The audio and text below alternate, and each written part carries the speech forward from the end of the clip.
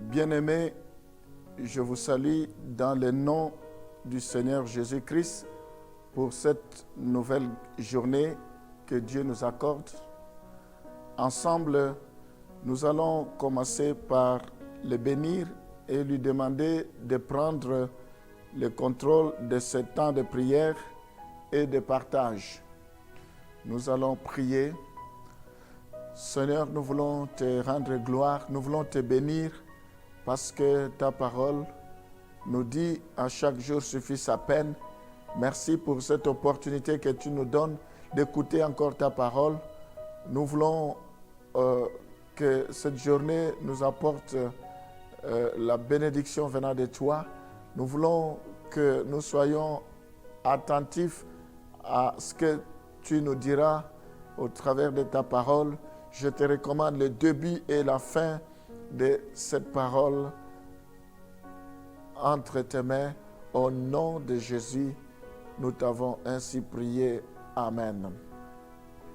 Nous allons continuer pour parler des pasteurs. Les pasteurs sont comme des bergers. Ils sont aussi appelés des anciens ou des évêques. On va lire Actes des Apôtres, chapitre 14, le verset 21. Actes 14, le verset 21. Nous verrons par ce passage que les pasteurs, ils sont aussi des surveillants, des protecteurs. Ils sont appelés à prendre soin des troupeaux, à les conduire et à veiller sur lui. Quand ils eurent évangélisé cette ville et fait un certain nombre de disciples, ils retournèrent à Lystre et à Icône et à Antioche. Nous allons lire le acte 20, le verset 17 aussi. Nous voyons ici, dans ce passage, que les apôtres, les pasteurs sont appelés à prendre soin des troupeaux. Après avoir évangélisé, ils ont pris soin des troupeaux. Ils sont restés plusieurs années avec eux pour partager la parole. Cependant, le milieu Paul envoya chercher à Éphèse les anciens de l'Église. Nous voyons que Paul est resté en train de partager la parole. Prenez donc garde à vous-même et à tous les troupeaux sur lesquels le Saint-Esprit vous a établi évêque pour paître l'Église du Seigneur qu'il s'est acquise par son propre sang. Donc nous voyons, je sais qu'il s'introduira parmi vous après mon départ des loups cruels qui n'épargneront pas les troupeaux et qu'il s'élèvera du milieu de vous des hommes qui enseigneront de choses pernicieuses pour entraîner les disciples après eux.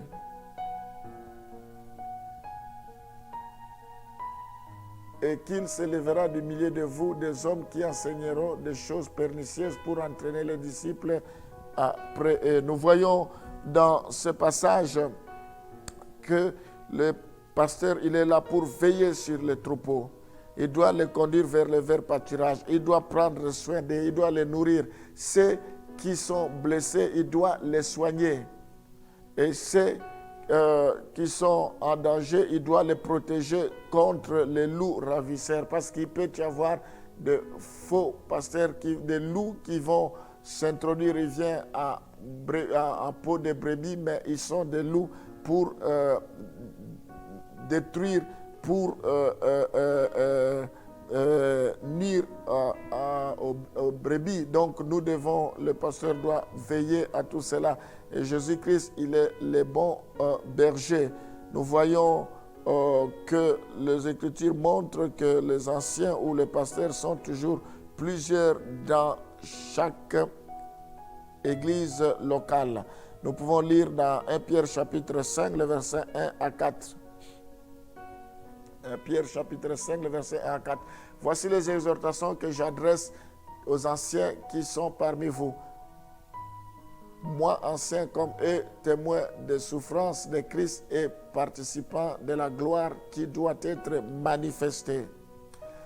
pesez les troupeaux de Dieu qui est sous votre garde, non par contrainte, mais volontairement selon Dieu, non pour un gain sordide, mais avec dévouement. Non comme dominant sur ceux qui vous sont échus en partage, mais en étant les modèles des troupeaux. Et lorsque le souverain pasteur paraîtra, vous obtiendrez la couronne incorruptible de la gloire. Nous voyons dans ce passage, la Bible nous donne les topos ou le modèle de troupeaux, de bergers, le modèle de pasteurs. Nous ne devons pas dominer sur les brebis. Au contraire, nous devons être des modèles. Nous devons les paître. Nous devons avoir la patience. Nous ne devons pas faire pour un gain sordide. Nous ne devons pas le faire pour notre ventre. Nous devons le faire volontairement, avec dévouement. Nous devons le faire avec joie. Et Dieu nous récompensera.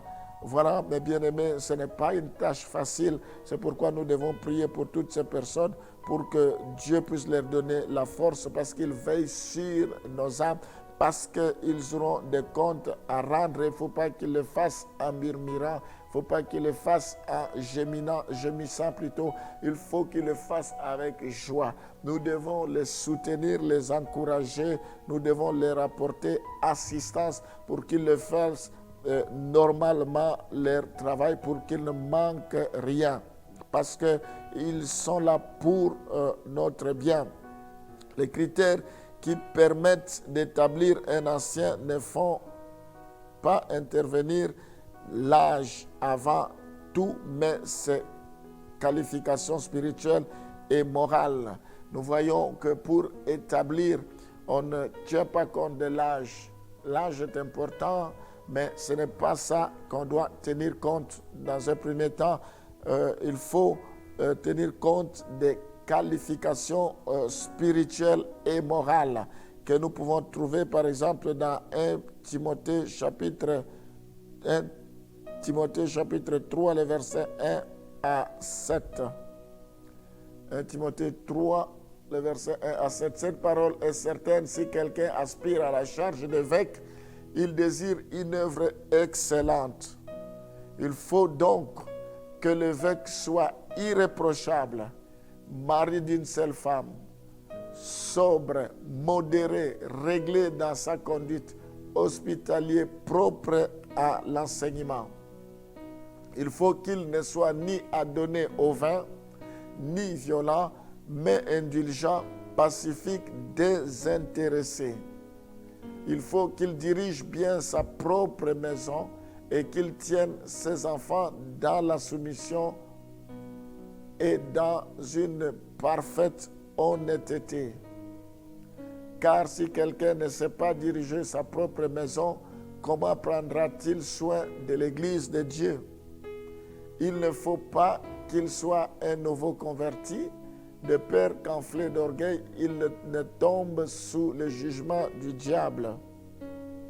Il faut aussi qu'il reçoive un bon témoignage de ceux du dehors, afin de ne pas tomber dans l'opprobre et dans le piège du diable. Oui, mes bien-aimés, dans ce passage, nous voyons les critères. Ce n'est pas facile. Il faut qu'il dirige bien sa famille, il faut qu'il soit irréprochable, il faut qu'il reçoive un bon témoignage du gens de dehors. Donc, il faut qu'il soit patient. Quelqu'un qui est incapable de diriger sa famille, comment pouvait-il diriger le travail de Dieu? Donc, il est important que nous sachions que c'est sur base des qualifications spirituelles et morales qu'on arrive à établir des anciens, de pasteurs, toutes ces personnes. Alors, comme nous parlons de ministère, nous parlons de l'Église locale, ses ministères et ses dons, il est important que nous puissions dire un mot aussi concernant les diacres. Les diacres sont nommés dans la liste des conducteurs spirituels. Ils en sont les aide pour divers services et n'ont pas à se substituer à eux. Nous pouvons lire dans Actes des Apôtres chapitre 6, le verset 1 à 6. Nous voyons dans ce passage le choix des apôtres, comment cela, des diacres, comment cela a été opéré. En ce temps-là, le nombre de disciples augmentant, les Hénésites et les Nistes murmurèrent contre les Hébreux parce que leurs veuves étaient négligées dans la distribution qui se faisait chaque jour.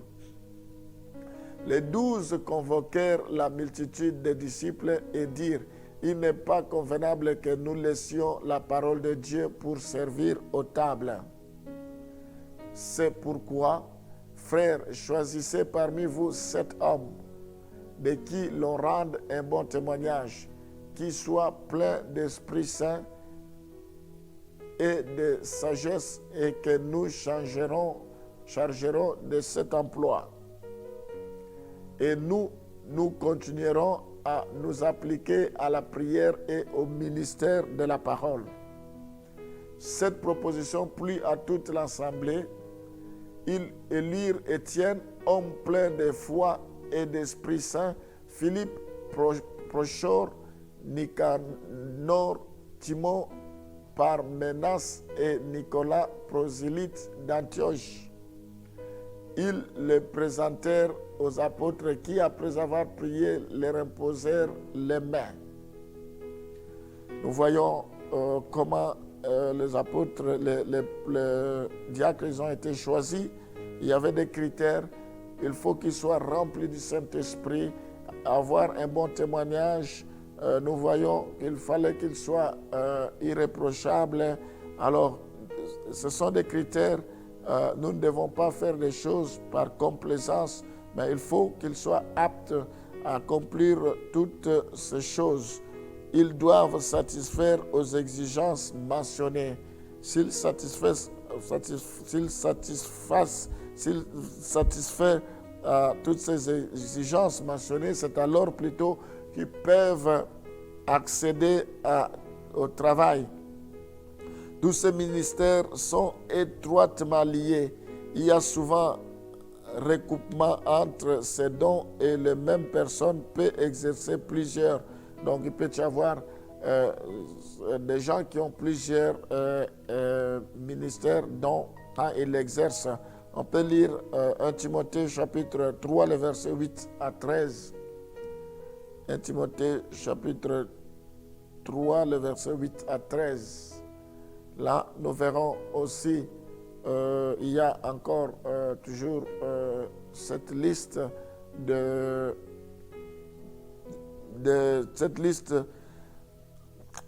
des exigences qui continuent concernant les diacres. Les diacres aussi doivent être honnêtes, éloignés de la duplicité, des excès du vin, d'un gain sordide, conservant le mystère de la foi dans une conscience pure, qu'on les éprouve d'abord et qu'ils exercent ensuite leur ministère s'ils sont sans reproche. Les femmes de même doivent être honnêtes, non médisantes, sobres, fidèles en toutes choses. Les diacres doivent être maris d'une seule femme et diriger bien leurs enfants et leur propre maison. Car ceux qui remplissent convenablement leur ministère s'acquièrent un rang honorable et une grande assurance dans la foi en Jésus-Christ. Oui, donc nous voyons, on parle toujours des critères que les diacres doivent avoir. Oui, mes bien-aimés, c'est une grâce. Ce n'est pas nous qui l'avons choisi, mais c'est lui qui nous a choisi premièrement. Il faut que nous soyons à son service. Il est capable de nous façonner, de nous briser, de nous rendre capables. Nous ne devons pas compter nous ne devons pas regarder à nos talents, nous ne devons pas compter sur nos propres forces, mais nous devons compter sur la grâce de Dieu. Paul dit: je puis tout par celui qui me fortifie. Nous allons lire Acte 13, le verset 1 et Acte 14, le verset 14. Il y avait dans l'église d'Antioche des prophètes et des docteurs, Barnabas, Simeon appelé Niger, Lucius, de Cyrène, Manène, et qui avait été élevé avec Hérode, les tétrarques et Saul. Nous voyons que Dieu peut donner plusieurs grâces à plusieurs personnes ou aux mêmes personnes. Les apôtres Barnabas et Paul, ayant appris cela, déchirèrent leurs vêtements et se précipitèrent au milieu de la foule. Alors nous tendons petit à petit vers la fin de notre enseignement. J'aimerais que nous puissions lire 1 Corinthiens 12, les versets 4 à 15. Ici, nous allons nous rendre compte que, mis à part les ministères spécifiques que nous avons énumérés précédemment, Dieu accorde par son esprit, selon sa volonté et pour l'utilité commune, plusieurs autres dons. Il y a diversité de dons, mais le même esprit. Diversité de ministères, mais le même Seigneur. Diversité d'opérations, mais le même Dieu qui opère tout en tous. Or, à chacun, la manifestation de l'Esprit est donnée pour l'utilité commune. En effet, à l'un est donné par l'Esprit une parole de sagesse, à un autre une parole de connaissance selon le même Esprit. À un autre la foi par le même Esprit, à un autre les dons de guérison par le même Esprit, à un autre les dons d'opérer des miracles, à un autre la prophétie, à un autre le discernement des esprits, à un autre la diversité des langues, à un autre l'interprétation des langues.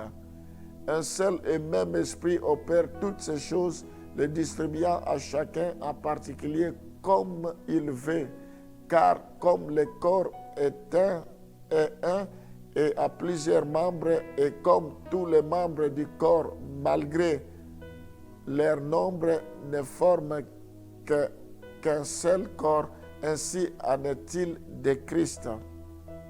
Nous avons tous en effet été baptisés dans un seul esprit pour former un seul corps, soit juif, soit grec, soit esclave, soit libre, et nous avons tous été abreuvés d'un seul esprit. Ainsi, le corps n'est pas un seul membre, mais il est formé de plusieurs membres. Si le pied disait, parce que je ne suis pas une main, je ne suis pas du corps, ne serait-il pas du corps pour cela? Nous voyons dans ce passage, comme je le disais tantôt, mis à part le ministère spécifique que nous avons cité précédemment, Dieu accorde par son esprit, selon sa volonté et pour l'utilité commune, plusieurs autres dons. Nous voyons ici les dons tels que communiquer une parole de sagesse ou de connaissance, l'exhortation. C'est Dieu qui donne cela. Nous avons par exemple possédé la foi dans une mesure exceptionnelle, les dons de foi, les dons d'opérer des guérisons, les dons d'accomplir des miracles. C'est Dieu qui donne tous ces dons. Les dons de discerner les esprits, les dons de parler diverses langues. Nous avons vu dans ce passage interpréter des langues, les dons de secourir, les dons de gouverner ou présider, les dons de pratiquer la libéralité, exercer la miséricorde, apporter du réconfort à ceux qui sont dans le malheur. Autant de dons. La Bible dit ici, le pied disait, parce que je ne suis pas une main, je ne suis pas du corps, ne serait-il pas du corps pour cela? Nous devons savoir que nous nous complétons les uns les autres. Chaque membre du corps est important. Ce que nous devons savoir, c'est de mettre au service des autres les dons que nous avons reçus, parce que chacun de nous rendra compte de comment nous avons géré cela. Nous devons savoir que tout le monde est important et c'est pour la gloire du Seigneur. Voilà, mes bien-aimés, ce que nous avons souhaité partager avec vous. Nous voulons prier pour recommander ces moments entre les mains du Seigneur. Seigneur, nous voulons te dire merci pour cette parole que nous avons écoutée ce matin. Nous voulons te dire merci pour tes bontés qui ne sont jamais à leur terme et que tu renouvelles chaque matin. Merci Seigneur pour les dons, pour l'Église que tu as donné, pour les dons, le ministère, pour l'avancement de ton œuvre. Je te prie pour que tu suscites des serviteurs, des servantes, que tu suscites, que tu appelles des gens au ministère, apôtres, prophètes, docteurs, évangélistes, pasteurs, pour le perfectionnement des saints, que tu suscites des anciens, des diacres, que tu suscites des serviteurs, des servantes. Je prie, Seigneur, pour que tu répandes toutes sortes de grâces, de dons, confirme ta parole par les signes, les prodiges, les miracles. En toi, il n'y a point de changement ni de variation d'ombre. Que tu suscites beaucoup d'ouvriers parce que la moisson est grande. Il y a peu d'ouvriers. Je te prie, toi, le Père de la moisson, d'envoyer des ouvriers. Manifeste-toi, je prie, pour que nous soyons assidus dans ce que nous avons reçu, dans ce que nous sommes appelés à faire, que nous puissions persévérer, que nous le faisons en tremblant, que nous ne puissions pas nous enorgueillir, que l'orgueil ne puisse pas nous envahir, que nous ne puissions pas travailler pour un gain sordide, que nous ne puissions pas travailler pour nous vanter, mais que nous le faisions pour la gloire du Seigneur. Sois béni, manifeste-toi, répands toutes sortes de grâces. Je prie pour que nous puissions grandir, nous épanouir, nous tous qui faisons membres des églises éternelles, qui composons des églises. Je prie, Seigneur, pour que ton travail se fasse en ordre et non en désordre. Sois béni, répands ta grâce. Bénis la journée d'aujourd'hui, que tout ce que nous entreprendrons puisse réussir. Visite tes enfants, utilise-les encore et encore pour ta seule gloire. Allume le feu qui ne s'éteint jamais. Répands les dons de toutes sortes de grâces. Au nom de Jésus, nous t'avons ainsi prié. Mes bien-aimés, je vous remercie et à bientôt.